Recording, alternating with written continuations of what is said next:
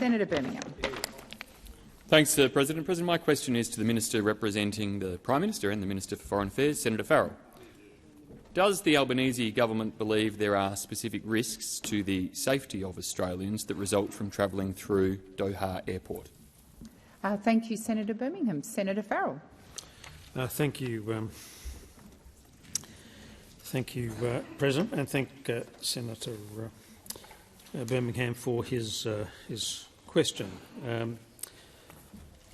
I personally have just travelled through Doha Airport on my way back from a holiday a few weeks ago, and I personally don't see any risks. I think the issue that the senator is referring to is an event that occurred some time ago, where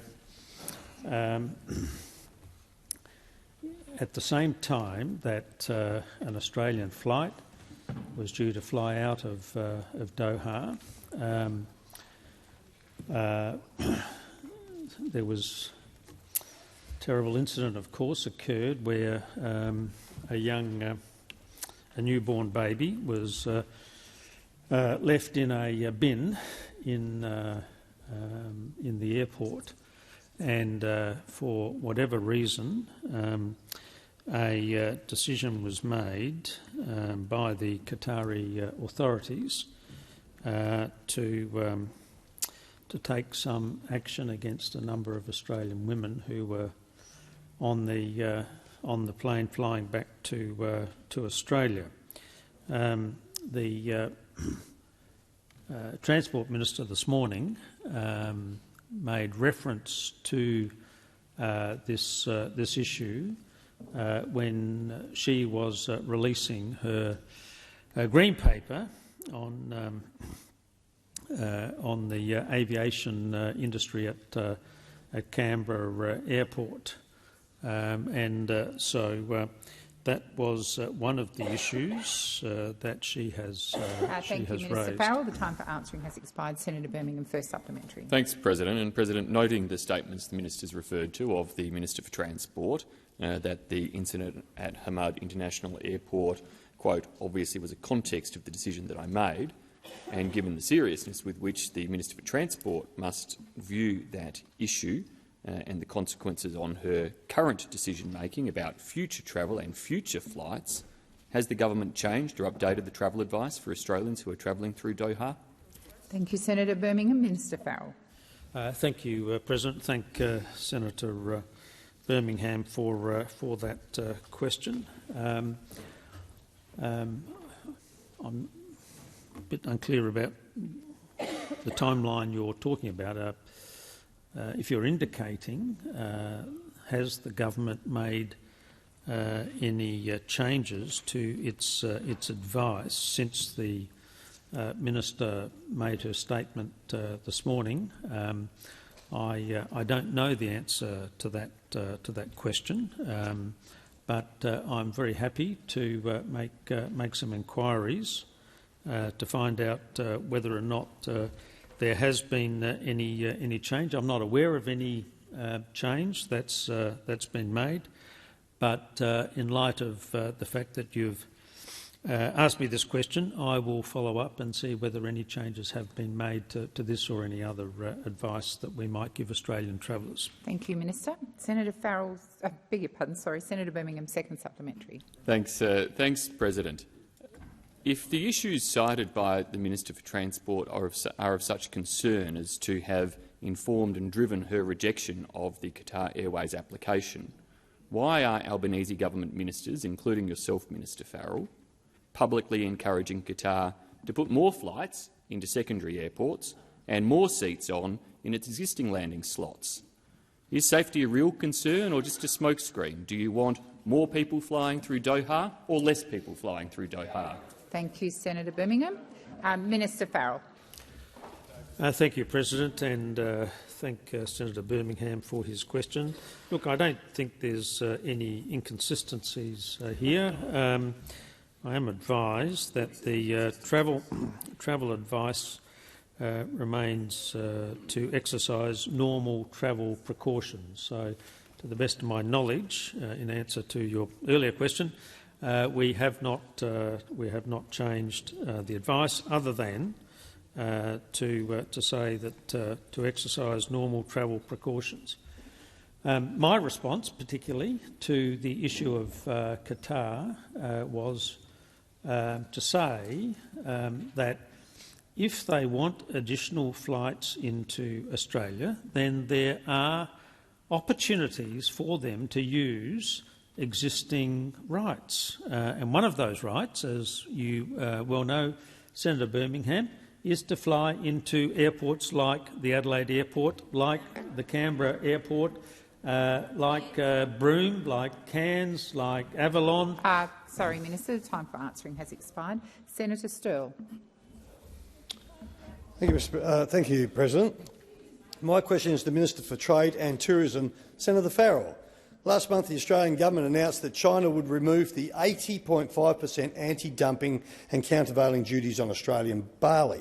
It has been reported that the Chinese duties on Australian barley effectively blocked exports to that market worth nearly $1 billion prior to the duties being imposed. This outcome has been welcomed by Australian grain producers and exporters, as China has historically been a very important export market for malting barley over many decades.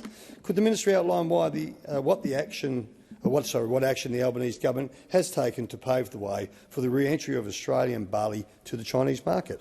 Thank you, Senator Sterle. Minister Farrell.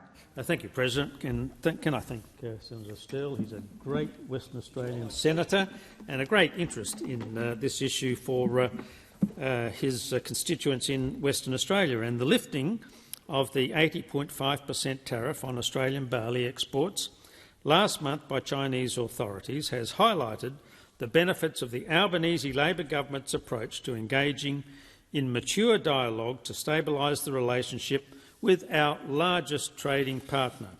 This year, I've had 3 meetings with the Chinese Commerce Minister, Minister Weng Wentao, including travelling to Beijing in May to co-chair the first in-person meeting between Australia and Chinese trade ministers since 2019.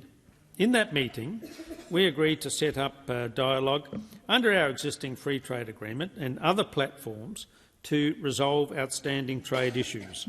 Bilateral engagement at all levels is intensifying, including this week, where the 7th Australia-China high-level dialogue is taking place.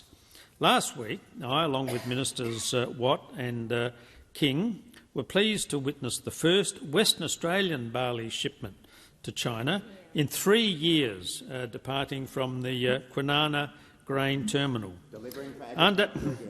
Yes, Senator Watt, delivering for agriculture in the great state of Western Australia. No, I know you don't like it. I know you don't like them getting their barley back into China, but under the Albanese Labor government, stewardship, Order. Australian barley... Order. Senator Canavan, I've just called the chamber to order. Minister, please continue. Australian barley exporters now have an opportunity to re-enter the Chinese market much earlier than if we'd continued to prosecute our case through the World Trade Organisation. This government is delivering positive outcomes for all of our farmers and regional Australia, especially Western Australia. Thank you, Minister Farrell. Senator Sterle, first supplementary. Yes, President. The removal of Chinese import duties on Australian barley is a welcome development. Indeed. But trade impediments imposed by China are affecting the export of other Australian products, including wine, lobster and red meat. What is the Albanese government doing to remove these remaining trade impediments, Minister? Minister Farrell. Thank you, President, and thank Senator Sterle again for his first supplementary question. Progress is being made, but there's still some way to go until we see normal trade resume across the board with China. The Albanese government is working hard to remove remaining trade impediments, including those affecting wine, lobster, red meat and hay. On wine, I've been very clear that when engaging with my Chinese counterpart that we expect a similar process to barley to be followed to remove tariffs on wine. On lobster, red meat and hay, the government has been actively engaging, including at a technical level, to resolve impediments blocking Australian exports. So far, dialogue rather than bluster has proven effective. We believe that it's in both Australia's and Chinese interests for all trade impediments to be removed. Thank you, Minister Farrell. Senator Sterle, second supplementary. Thank you, President. In addition to barley, there have been several positive trade developments this year with China, including the resumption of Australian exports of coal, cotton, copper ores and concentrates, and the lifting of quarantine restrictions on timber logs. While these developments are welcome, can the government detail what work has been undertaken to support market diversification for all exporters? Thank you, Senator Sterle. Minister Farrell. Thank you. Thank you. Thank you. Thank you. Thank you. Order. Order. Thank you. Thank you, President, and thanks, Senator Sterle, for his second supplementary question. A priority of the Albanese government has been to work to stabilise our relationship with China, by far our largest trading partner. But recent experience demonstrates that over-reliance on any single trading partner comes with its risks. The Albanese government has been encouraging Australian business to continue with their diversification plans and to take advantage of new and emerging markets. A key element of the government's trade diversification agenda is entering into new and comprehensive free trade agreements. The United Kingdom and the Indian markets, well, you never got them through. You might have got the agreement, but you never got them through the parliament, and we did. We did, and I know you hate that. But we now offer opportunities for Australian producers and traders, Thank you, Minister and we Farrell. are in tough negotiations has to expired. conclude the... Senator Cash. Thank you, President. My question is to the Minister representing the Minister for Workplace Relations, Senator Watt. In an interview this week with Andrew Clennell on Sky News, when asked whether service contractors were excluded from the labour hire provisions of Labor's IR bill, Minister Burke said, and I quote, completely, service contractors have been deliberately excluded. Can the minister guarantee that there are no circumstances under which service contractors could be subject to a regulated labour hire arrangement and that they are, as the minister has stated, completely, deliberately excluded? Thank you, Senator Cash. Minister Watt. Thank you, President. And it's always good to get a question about workplace relations from the minister who was in charge of these portfolios when a police raid on union officers was leaked from a minister's office. It's always good to get a question about workplace relations. Straight to the history. Senator Straight Watt. to the history. Straight to the record. Senator Watt. Order. Order. Senator Watt, when I call you to order, I expect you to sit. Senator Scarr. President, personal reflection. I've previously taken exactly this point of order when Senator Watt has raised this matter. It is contrary to what the federal court found, and Senator Watt should withdraw, as he has previously. Minister Gallagher. On the point of order, I've listened to Senator Scarr, but I think that is an established fact that's been clear and on the public record. Order. Pretty sure it is. Order. Senator Scarr. Senator Scarr. Order. Senator Scarr, I heard your point of order. I advised Senator Watt not to be disorderly. I then invited to hear Minister Gallagher's, and there was disorder. That is inappropriate and it's disrespectful. I will seek some advice on your point of order.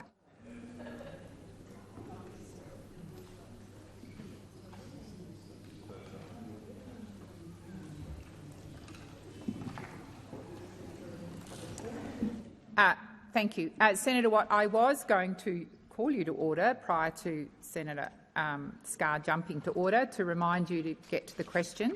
I am not fully aware of the matters that Senator Scarr has raised, and I invite you to withdraw those comments and get to the point of your response. Thank you. President. Thank you. The direct answer to the question from Senator Cash is that, as Minister Burke has made clear on many occasions, the government accepts that there are legitimate uses for labour hire in the workforce, particularly areas such as surge, temporary replacement or specialised workforces. But as I was saying the other day when Senator Cash asked me a question about this, if an employer has an enterprise agreement and agrees to certain minimum rates of pay, then that employer should not be able to use loopholes within our industrial relations laws to undercut the wages they have agreed to. And that's what this is about. Minister Watt, please resume your seat. Senator Cash. A point of order in relation to direct relevance. I quoted the minister and I asked Senator Watt quite clearly, are there any circumstances under which service contractors could be subjected to a labour hire arrangement? Thank the you, minister Senator, is Senator telling Cash, the truth. Senator the answer is Senator Cash, there is no need to continue on. I will rule on your point of order and I will remind order on my right. And I will remind the minister of your question. Minister. Thanks, President. And the next point I was going to make, until Senator Cash interrupted, was that if the arrangement is to provide a service other than labour, that will be completely different and the Fair Work Commission will be able to exclude them. So there will be circumstances where, because of specialised arrangements and specialised labour, the Fair Work Commission will have the ability to exclude those forms of— well, there's a lot of if you knew anything about industrial relations— I take the interjection from Senator Birmingham. If you knew the slightest thing about industrial relations law, you would know that the Fair Work Commission has discretion to decide many things, many things. And Senator Cash should know that as a former industrial relations practitioner. Order. Senator Cash, your leader is on his feet. Senator Birmingham. President, point of order on direct relevance. And Senator Cash asked a question seeking a specific response to a very specific quote from Minister Burke about whether service providers were completely, deliberately excluded. Now, in terms of the minister being directly relevant, and this was particularly relevant to the exchange just had between the minister and I across the chamber, it sounds like he is watering down the minister's statement that they are not completely, deliberately excluded. You've now moved on to and a debating point. I would invite the minister to be crystal clear on that Senator before Birmingham, he gives condescending lectures across the chamber. Order. Order. Order across the chamber. As all senators in this place are aware, if there are interjections, the minister may take those interjections. He took your interjection, Senator Birmingham, and he had started to be directly relevant to the question. Senator Cash, you were very close then to me asking you to withdraw about you used the word lies. I'm just asking people to be mindful of their language. I am asking all senators to be mindful of their language. Minister Watt, please continue. Thank you. So, to make it even more clear for Senator Birmingham and Senator Cash, the Closing Loopholes Bill gives service contractors a clear pathway for demonstrating that their arrangements are not those the government aims to address with this measure. But let's be clear about what this is about. Order. What this is about is we have a coalition who cannot get over the fact that low wages are not the deliberate design feature of the economic policy of an Australian government. Senator Watt, order. Order on my left. Senator Ruston and Senator Cash. Minister Watt, please continue. Thank you. Senator Cash, second supplementary. Thank you. Minister, proposed section 306G of the bill provides a clear exemption from the regulated labour hire arrangement for training and short-term arrangements. Given Minister Burke's statement that completely service contractors have been deliberately excluded, can the minister please advise the Senate what section of the bill provides the specific exclusion for service contractors that Minister Burke has referred to? Thank you, Senator Cash, and I inadvertently called that your second. It was your first supplementary. Minister Watt.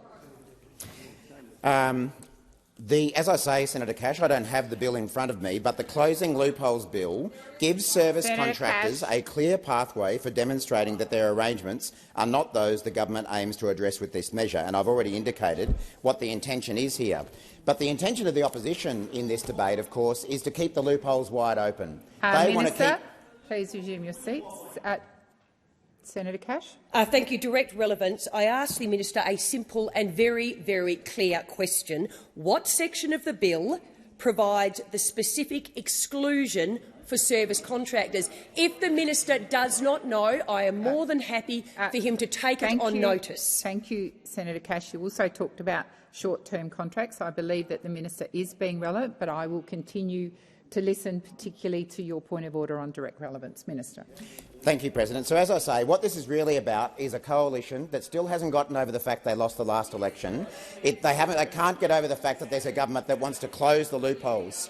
I mentioned earlier in the week that Senator Cash previously was saying that IR changes would take us back to the dark ages. But why stop there, Senator Cash? Why not say that it's going to take us back to the ice age?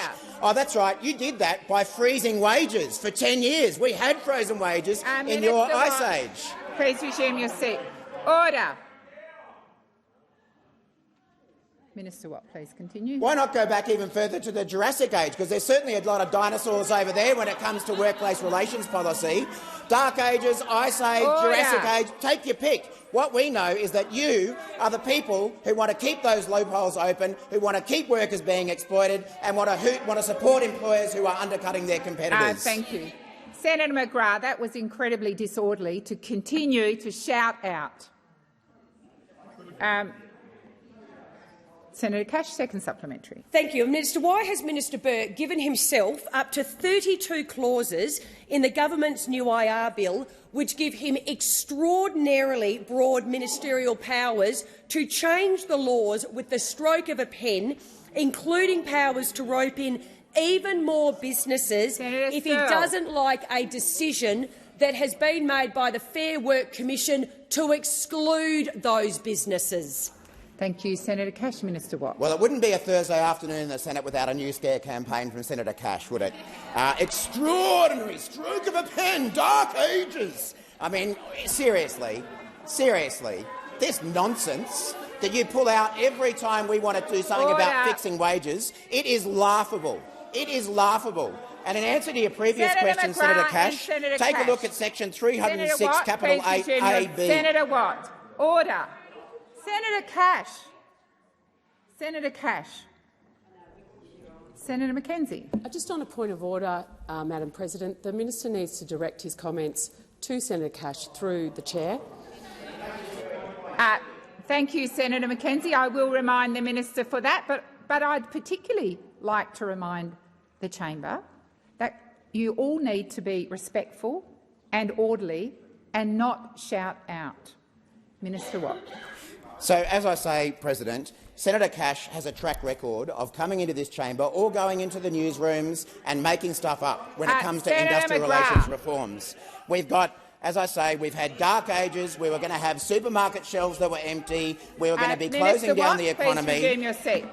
Senator Cash, again, those constant interjections are disrespectful and they're disorderly. I would ask you to listen in respectful silence. Minister Watt. Next week, I predict Senator Cash will be in here saying that this will end the weekend. Oh, that's right, you've already done that one. After that, it'll end the backyard barbecue. Oh, that's right, you've already done that one. Every scare campaign you have ever made up about industrial relations changes is wrong because wages are moving again under the Albanese government, and we want that to continue. Order. Order. Senator Mackenzie, we are moving on. Senator Shoebridge. Oh, thanks very much, President. My question is to the Minister representing the Minister for Defence.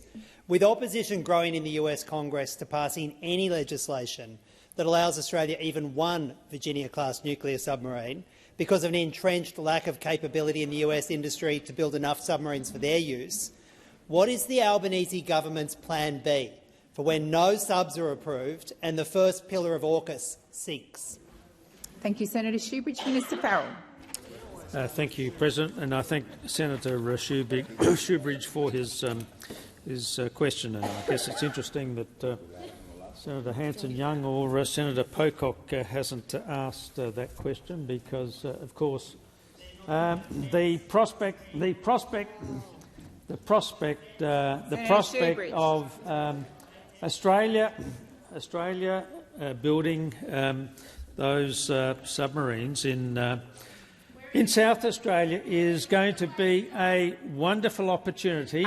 Minister Farrell, please resume your seat. Senator Shoebridge. This is not about the submarines. Senator Shoebridge, it's relevance. Senator Shoebridge, it's why, relevance. Senator Shoebridge, why are you on your feet? Because I would ask you to bring the minister Okay, to... so you're on a point of order. Correct. Then you need to stand and indicate it's a point of order. Point of order. Thank you.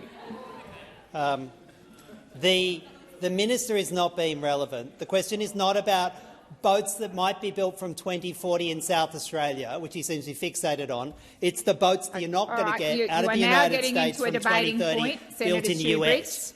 I'll remind Minister Farrell of your question. Minister Farrell. Thank you. Thank you.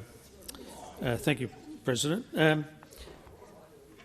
I simply don't agree with the fundamental premise of your question, Senator Shoebridge. We've reached an agreement, Australia, the United States and the United Kingdom have reached an agreement on a program to increase our defence capabilities in a more dangerous world. Perhaps you haven't noticed, Senator Shoebridge, but a small country like Ukraine has just been invaded illegally and immorally by... Minister Farrell, please resume your seat. Senator Shoebridge.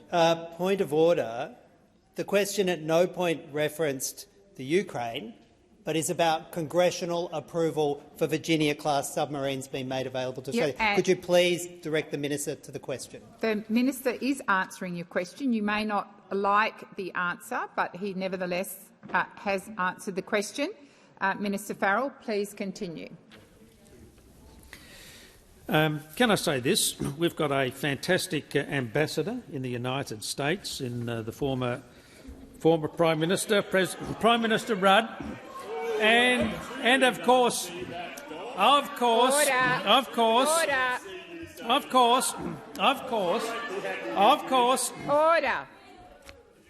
Order. Senator Canavan and McKenzie. Order.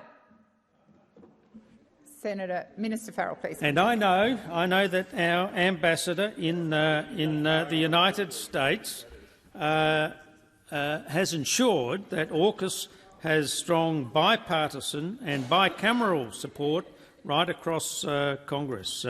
During the Osman discussions, Secretary Austin and Secretary Blinken were confident there will continue to be strong bipartisan support for this initiative. Thank you, Minister. The time for answering has expired. Senator Shoebridge, first supplementary. Minister, with the US Congress now calling for Australia to pour even more money into US manufacturing and jobs, on top of the $3 billion Australia has already committed to US shipbuilding, is that what Prime Minister Albanese is taking to Washington? Billions more Australian dollars for US jobs? Thank you, Senator Shoebridge. Minister Farrell. Thank you, President. Thank Senator Shoebridge for his first supplementary question. What Prime Minister Albanese will be taking to the United States is goodwill between Australia and our most important military ally, the United States. An arrangement, I might say, which was formed in the darkest days of World War II between John Curtin and President Roosevelt. In the world in which we live, Senator Shoebridge, we need allies and. Minister Farrell, please resume your seat. Senator Shoebridge. Point of order on relevance. This isn't a history lesson from Don's childhood. This is about whether the Prime Minister is taking billions more dollars of Australian taxpayers' money to bail out the US shipbuilding industry. Senator Shoebridge, I will remind the Minister of your question, and I will remind you that you refer to people in this place by their correct titles. Minister Farrell. Even Senator Shoebridge, even I'm not that old, but I do understand Australian history. I I like reading Thank Australian... you, Minister. The time for answering has expired. Senator Shoebridge, second supplementary. Thank you, Minister, for that scintillating response. The US Congressional Research Office has also proposed a division of labour plan in which Australia never receives a Virginia-class submarine. Instead, the US would station their nuclear submarines in Australia under their control, and we pay the US for them to use us as a parking lot. Is that Prime Minister Albanese's plan B? Thank you, Senator Shoebridge. Minister Farrell. Thank you, President, and thank Senator Shoebridge for his second supplementary question. No. Senator Green.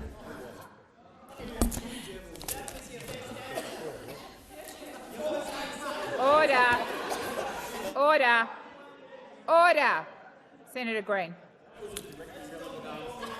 Senator Birmingham, I have a senator on her feet for the next question. Senator Green. My question is to the Minister representing the Minister for Infrastructure, Transport, Regional Development and Local Government, Senator Watt. I refer to the Albanese Labor government's commitment to reform Australia's aviation sector so it delivers for the Australian economy, workers and consumers. How is the Albanese Labor government delivering on this commitment to a more competitive aviation sector while at the same time securing Australian jobs? Thank you. Senator Green. Minister Watt. Well, thank you very much, Senator Green. And I know, being based in Cairns, you understand the importance of a competitive aviation sector that delivers to tourists, to workers, to local economies. And finally, we have a federal government prepared to deliver. I know that Senator Green, like so many on this side of the chamber, understands the importance of Australia's aviation sector to the economic prosperity of our nation and to the lives of all Australians who rely on this critical service. But as we all know, and as all of you over there know, the previous government left the aviation policy space in tatters. They've had a lot to say about aviation this week, but let's not forget it was the coalition government that gave billions of dollars, billions of taxpayer dollars to Qantas for nothing in return. It was the coalition government that stood by as Virgin collapsed into administration, only for it to be snatched up by foreign private equity. It was the coalition government that over 10 years oversaw the mass outsourcing of jobs and a labour hire mess that drove down wages and conditions across the aviation sector. Please resume your seat. Order on my left. Minister Watt, please continue. But the list goes on, President. It was also the coalition government that commissioned the Harris Review into Sydney Airport, only to spend almost 2 years sitting on it, leaving it to us to sort out. And it was the coalition government that cut JobKeeper from Donata workers, as some of our senators know very well, and left those families in the lurch. So today is a very important day, because today the Minister for Infrastructure, Transport, Regional Development and Local Government, Catherine King, released the Aviation Green Paper. This is the first step in reforming the sector and cleaning up the mess in our aviation sector that was left by those opposite. The Aviation Green Paper is an important step in developing a white paper which will set the policy direction of the sector out to 2050. The government is seeking outcomes that deliver a more competitive aviation sector while at the same time securing Australian jobs. We're also looking at stronger consumer protections, improvements to complaint handling processes and improved accessibility for consumers living with disability. Expired. Senator Green, first supplementary. Thank you, President, and thank you, Minister, for that answer. I note that the Albanese Labor government is committed to an aviation sector with strong consumer protections in place. How is the Albanese Labor government looking to enhance the experience of customers in Australia's aviation sector? Thank you, Senator Green. Minister Watt. Thank you, President. Thank you, Senator Green. Well, unlike 10 years of coalition government, the Albanese government wants an aviation sector that maintains Australia's world-leading safety and security standards and provides secure jobs now and into the future. A sector needs to be reliable, competitive and affordable, supported by a robust consumer rights framework. And that's why the Aviation Green Paper, something the last coalition government never bothered to get around to, looks to stronger consumer protections, improvements to complaint handling processes and improved accessibility for consumers living with disability. Not one of those things did the coalition deal with in 10 years in government for all of their Road to Damascus conversion on matters of aviation. Through this process, we are also seeking to understand whether options pursued in other jurisdictions, such as a customer rights centre, a charter or a stronger ombudsman model, would deliver benefits to Australia's aviation sector. Every Australian travelling by plane here in Australia or overseas deserves to be safe and respected, and that's why we're taking these issues seriously. Senator Green, second supplementary. Thank you, President. Minister, as you and I both know, Australians living in remote and regional Australia rely heavily on a strong aviation sector to support strong regional communities. Why is reform to Australia's aviation sector so important, particularly to regional communities? Senator McKenzie. Senator McKenzie, I'm not calling you to answer the question. Senator Watt.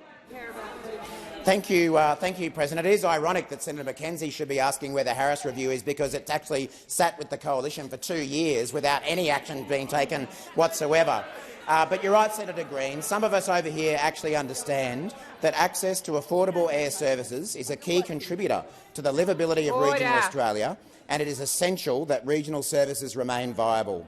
Aviation plays an important role servicing the needs of regional and remote communities. This includes access to a range of essential services, such as healthcare and education. The Albanese government also recognises that now and over coming years it will be critical to leverage the economic shifts underway across the world for the benefit of Australia's regions. So a strong regional aviation sector is critical to achieving that vision. Through this process, this Green Paper process, we very much want to hear directly from those Australians in regional, remote and rural communities who rely on aviation, so I would encourage all who have an interest to share their perspectives via the department's website. Thank you, Minister Watt. Senator Tyrrell. Thank you, President. My question is for the Minister representing the Minister for Education, Senator Watt. Mandatory unpaid student placements are placing severe financial stress on students. We're saying to prospective nurses and teachers that unless you can live with no income for a few months, then you can't do the job. And for the many students who are working part-time to support their studies, they have to take leave from their paid work to do this unpaid work. That's up to 25 weeks of the year where you are prevented from earning any money to pay your bills. Does the Minister agree that the work students do on unpaid placements is valued and should be recognised? Thank you, Senator Tyrrell. Minister Watt. Thank you very much for that, Senator Tyrrell. I've just been advised I understand this is an issue that you've taken an active interest in, and appreciate the opportunity to provide a little bit more information to you. I don't know whether you have had the opportunity to discuss these matters directly with Minister Clare, the Education Minister. I'm sure that he and his office would be very happy to provide you with a briefing about it. But what I can say is that I know this is an issue that he's working on.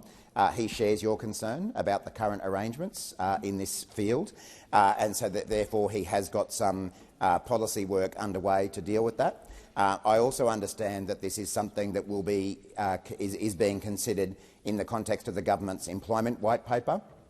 That is being led by the Treasurer, but there are a range of different portfolios, including mine for that matter, who've had some input into that employment white paper. And it will be looking at a whole range of issues to do with the future employment of Australians, the employment arrangements that should sit around that, and the issues that you have raised will also be considered in that context. So the government has a couple of different pieces of work underway to examine these issues. We're not at a point yet where we have a solution to them, but I'm sure, as I say, the relevant ministers would be more than happy to involve you in that process and get your perspectives. If there are local students, workers, businesses who are affected by this, I'd certainly encourage you to put forward their views to those ministers as well, so that we can take those views into account in coming up with those policy solutions. So the Treasurer, I think, is on the record having said that the employment white paper will be delivered this calendar year. I imagine that means that there won't be too much longer to wait before there's some concrete information out there. I don't have a time frame for the work that Minister Clare has got underway, but I'm sure that it's something that he's attending to as a priority as well. Thank you, Minister. Senator Tyrrell, first supplementary. Thank you, President. Tasmania currently has a shortfall of approximately 100 teachers. Many of the degrees that require placements like nursing, teaching and social work are areas with critical workforce shortages right now. We know that students are dropping out of these degrees because they can't afford to do the required placement. Do you agree that mandatory unpaid placements are contributing to these workforce shortages? Thank you, Senator Tyrrell. Minister Watt. I think, Senator Tyrrell, you've named, I think, some of the sectors where this has been an issue, and talking with my colleagues now, there are other sectors as well. I think the aged care sector, a range of health professions, education sectors, this has been an issue. I guess I'm not really in a position to give you my personal opinion on this, because these are issues that are currently being examined within government. But I think you can take it as an assurance that the fact that these are being looked at by the government indicates that we do recognise there are some problems here. So, as I say, over the coming months, through those couple of different policy processes I've talked about, we do hope to come up with some answers to these problems. And as I said before, I'd certainly encourage you to become involved in those processes if you're not already. Thank you, Minister Watt. Senator Tyrrell, second supplementary. Thank you, President. I've just got a text. I'm having a meeting with him next week. Students are also required to take on a help debt for the cost of their unpaid placement. Basically, the student isn't being paid, their training provider isn't being paid, but the university is being paid. Does the minister believe it's fair that universities get paid a full unit's fee for a course they don't have to actually deliver? Thank you, Senator Tyrrell. Minister Watt. Thanks, Senator Tyrrell. I'm not personally aware of that, not being the relevant minister, but I'm sure Minister Clare is well and truly on top of those issues. Again, the issues that you're talking about are also very much an issue, not just in the kind of sectors that use tertiary education as their education source, but it's an issue in the vet sector as well. And I know that that's something that you've taken an interest in before as well, and the importance of the vet sector to Tasmania. So, again, all I can really say is that this is something that crosses different sectors. It clearly crosses different portfolios, and I'm pleased to hear that you've got that meeting with Minister Clare next week. That's prompt service for you, isn't it? And I'm hopeful that you'll be able to have a constructive discussion with him. Thank you, Minister Watt. Senator McKenzie. Thank you, Madam President. My question is to the Minister representing the Treasurer, Senator Gallagher. In defending the government's policy of protecting a certain carrier and slugging travellers with high-cost airfares, the Prime Minister has repeatedly claimed, and I quote, "In Australia we have the most open aviation market in the world, bar none." That was on ABC Radio on the 31st of August, and again on Sky News. It in fact is the most competitive market in the world.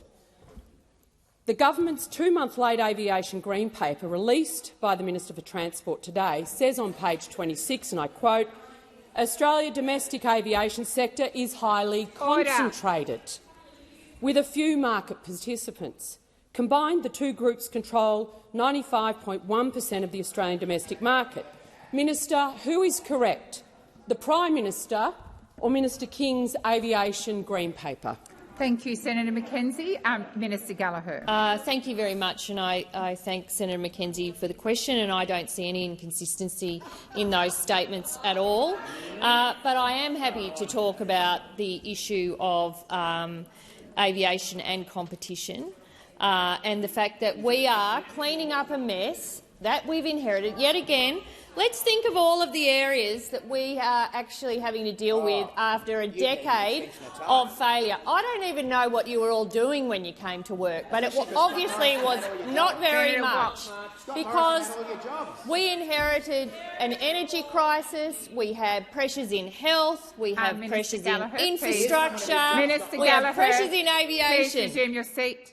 Senator Birmingham. President, I think this is a very clear case of direct relevance, and I'm sure I could almost feel it in your body language that if I hadn't stood when I did, you were about to draw the minister to the question, that in the first 30 seconds to decide to pivot purely to a commentary on the previous government, when asked solely a question that covered statements of the Prime Minister about the aviation market, a quote from the Aviation Green Paper, and sought clarification between the consistency of those statements. The question was entirely exclusively about the aviation market, its competitiveness or its concentration. Thank you, Senator Birmingham. Senator Watt, on a point of order. Point of order, President. You may well be aware of this, but anyone listening to Senator Gallagher's answer would realise that she answered it in the first 3 or 4 seconds, and she's obviously entitled to carry on her answer as she chooses after that. Order. Order. Interjections across the chamber. Senator Watt. I have the Leader of the Opposition on his feet.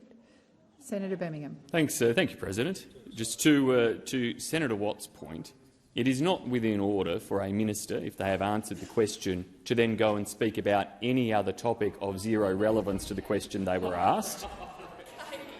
An answer to a question in its entirety needs to be directly relevant.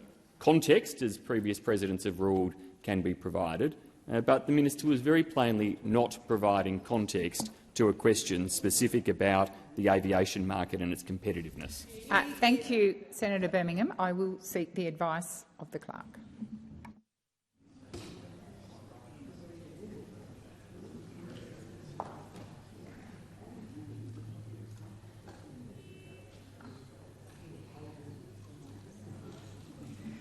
Thank you.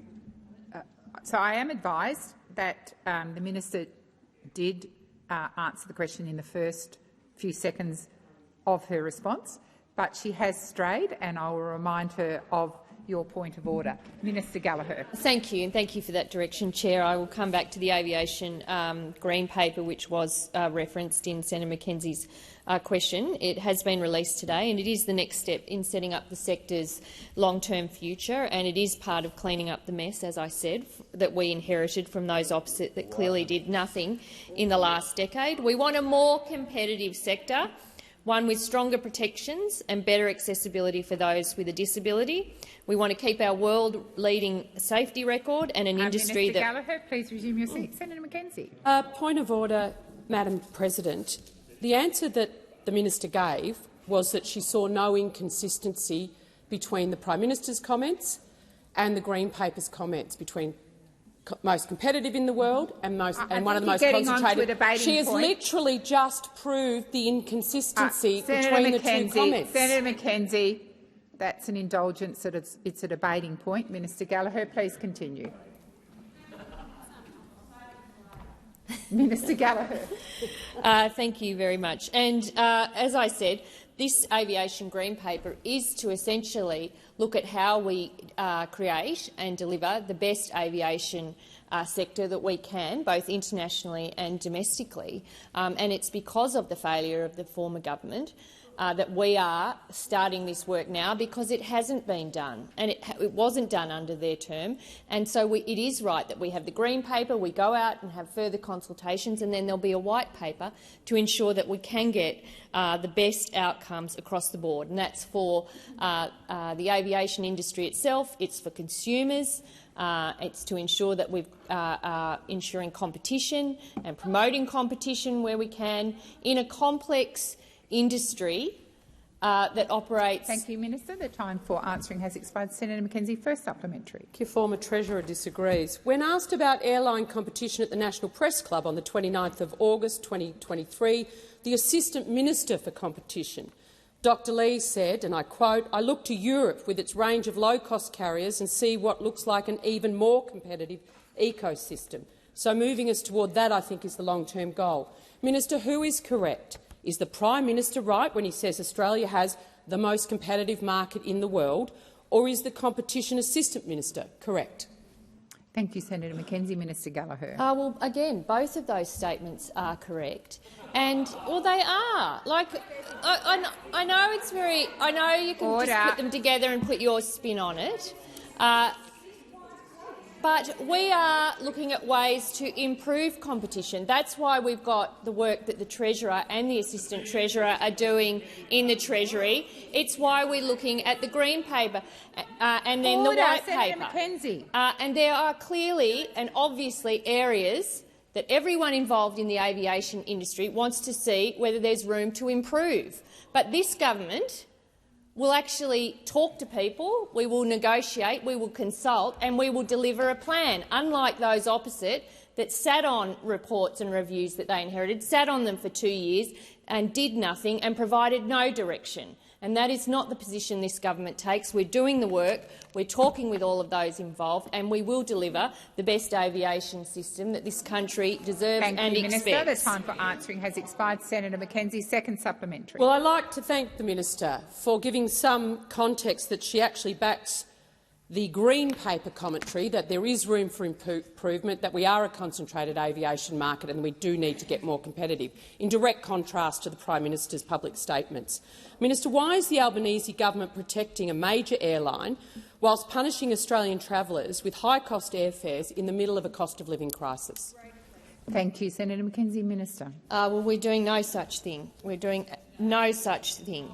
And I think you allude to the decision by the Transport Minister that she made around Qatar's request for extra flights.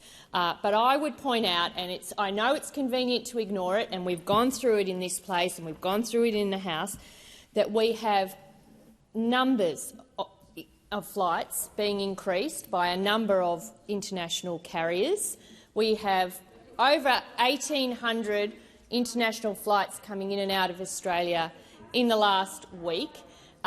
Flights are increasing, capacity on those flights are increasing, and we have existing international carriers that are adding flights and adding capacity on those flights. So I completely reject the assertion in Senator Mackenzie's question. The aviation industry is recovering post-COVID. More flights are coming, more seats are available, and we will see prices come down. Senator Babet. Thank you, President. My question is for the Minister representing the Health Minister, Minister Gallagher. Minister, are you aware of the status of the WHO's Article 59 International Health Regulations Amendments and the 3 other substantive pandemic preparedness documents? The UN's Pandemic Prevention, Preparedness and Response Political Declaration Zero draft, the WHO's proposed 307 International Health Regulations Amendments and the WHO CA+. Thank you. Thank you, Senator Babet. Minister Gallagher. Thank you, President. I thank Senator Babet for the question and for the advance warning of his question. I do appreciate that, and I am aware of those documents. The government is committed to strengthening international cooperation on pandemic preparedness and reflect the lessons learned from the global response to COVID-19 to ensure that we are well placed to deal with challenges that come in the future. We are actively engaged in 3 separate but linked negotiations on an international instrument on pandemic prevention, preparedness and response, amendments to the International Health Regulations 2005 and the Political Declaration of the United Nations General Assembly's high-level meeting on pandemic prevention, preparedness and response. The negotiations on the pandemic instrument and amendment to the International Health Regulations are currently underway and are due to conclude in May next year. And it's anticipated that a final version of the Political Declaration will be adopted by Member States at a high-level meeting on pandemic prevention, preparedness and response in New York later in September. And these processes are part of an overall package intending to strengthen international cooperation to minimise the risk of international health threats such as COVID-19 can pose to Australia. We know that the global health threats are most likely to arise overseas, and having a strong global health system will help ensure Australia and the world is better prepared for the future. But let me be clear that the proposed treaty will not undermine Australia's sovereignty in respect to health policy and will not operate to prevail over Australian law. The WHO and UN have no legal authority to force Australians to take any action, and any negotiated commitments would need to be reflected in Australian laws passed by this parliament for them to become legally binding. The government commenced an online public consultation on the 7th of August 2023 to allow interested Australians the ability to contribute their views on the proposed agreements. Senator Babet, first supplementary.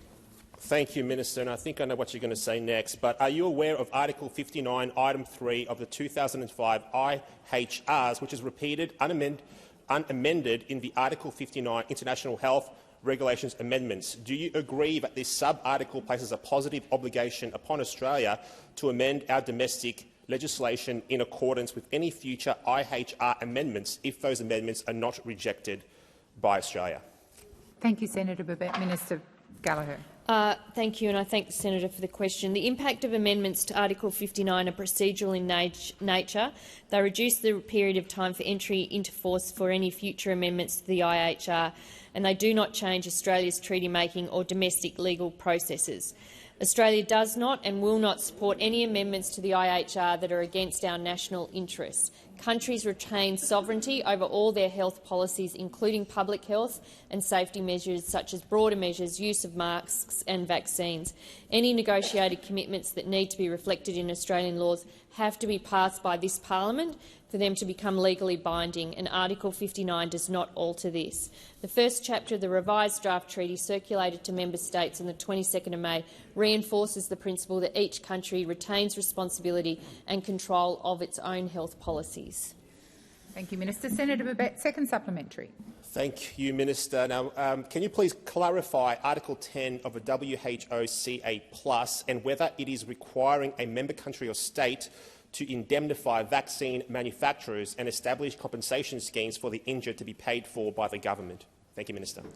Thank you, Senator Babet. Minister Gallagher. Thank you, President. Thanks, Senator Babet, for the supplementary. This is one of the many proposals set out in the current draft text of the WHO CA+. None of the articles in the text have been agreed to by member states and remain under negotiation. Article 10 of the draft WHO CA+ proposes liability risk management frameworks for medical countermeasures, including vaccines, and the text as currently drafted proposes the establishment of regional and/or international vaccine injury compensation schemes. It also encourages member states to include time-bound indemnity clauses in contracts for the supply or purchase of vaccines specifically developed for the pandemic response. And in line with my previous answers, we will continue to consider these issues as part of our overall negotiating position, and I'm sure the Minister for Health would be happy to engage with you, Senator Babet, on these issues. Thank you, Minister. Senator Polley. President, my question is to the Minister representing the Minister for Health, Senator Gallagher. Can the Minister provide an update on how the Albanese government is delivering on its commitment to introduce Medicare urgent care clinics across Australia? How are these clinics helping Australians access affordable health care when they need it, and how are they helping to alleviate pressure on hospital emergency departments? Thank you, Senator Polley. Minister Gallagher. Thank you, and it's so great to get a question about the health system from you, Senator Polley. I appreciate it, and all the work that you do, particularly on the Community Affairs Committee and others, where you've spent a lot of time in recent years, and for your interest in health and in the Tasmanian health system in particular. At the last election, we promised to establish Medicare urgent care clinics, and we are delivering on that promise. The first of 58 Medicare urgent care clinics across Australia are opening their doors and already helping Australians get timely and affordable access to the health care they need. We have committed funding over 5 years to establish these Medicare urgent care clinics. It's a new approach to providing care for people who require medical treatment urgently but don't need an ambulance or a hospital stay. The urgent care clinics provides another option for people to seek medical care that they need. They're open extended hours, 7 days a week, and many of these clinics are being established in existing general practice and community health centres to make best use of existing facilities and leveraging the existing workforce. All of the services provided by Medicare urgent care clinics are bulk billed. I can hear Senator Henderson, she doesn't like urgent care clinics, doesn't like people being able to access health care. I know I shouldn't respond to interjections because Senator Henderson is such a serial offender. These are highly popular models of care. Highly trained doctors and nurses provide care at the Medicare urgent care clinics with no need for an appointment. Again, very convenient for busy families on the go. The urgent care clinics deliver service from the time people walk in right through addressing their health issue so that they can leave without putting pressure on the emergency departments. Last week in Tasmania, the Prime Minister officially opened the Medicare urgent care clinic at Your Hobart Doctor on Bathurst Street. In its first 2 weeks, Senator Polley, it has seen 400 patients. Thank you, Minister. Senator Polley, first supplementary. President, can the Minister outline how local health needs are being incorporated into the planning and delivering of the new model of care? How are the Medicare urgent care clinics being integrated with existing health and hospital health services, including general practice and hospital emergency departments? Thank you, Senator Polley. Minister Gallagher. Senator Polley, it's really important that the Medicare urgent care clinics are integrated with services provided by both GPs and by hospital emergency departments. By working closely with states and territories, we are ensuring that the services provided by these clinics are responsive to the needs of local communities, and we're working with GPs and PHNs to ensure the urgent care clinics are set up to deliver the end-to-end care that they need from these clinics. By working to ensure the quality of services provided by urgent care clinics, we will help ease the pressure on hospital emergency departments, and we know that we need to relieve this pressure. It's what the states and territories are telling us, and for anyone who has tried to use an emergency department will know. In New South Wales, for instance, it's estimated that almost half of emergency presentations to New South Wales hospital EDs are for semi-urgent or non-urgent conditions that are better off treated in these urgent care clinics, and we look forward to seeing them develop in the next few months. Minister. Senator Polley, second supplementary. Yes, President. How do the Medicare urgent care clinics complement other actions that the Albanese government is taking to strengthen Medicare and improve Australia's primary health care system? Why are these actions vital to ensuring Australians continue to have access to affordable, high-quality health services? Minister. Very much, Senator Polley, and again for your interest in healthcare, because we know those opposite weren't interested when they're in government, and they're certainly not interested now.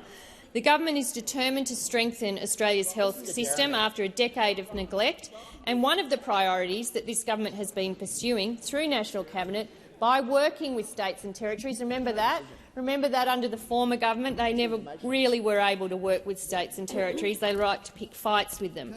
But we're working with states and territories to make sure that these urgent care clinics can be delivered in a seamless way, that they're integrated, that they support general practice, that they work with the hospital system, and most importantly, that people who need to access health care out of hours on the weekend, when your kids get sick, when they break their arm, and you don't have any other options available, this government's backing you by funding urgent care clinics to make sure that they are available to meet your health needs. Thank you, Minister. Minister Farrell. Thank you, President. And as that's the last question for the week, I ask that further questions be placed on the notice paper.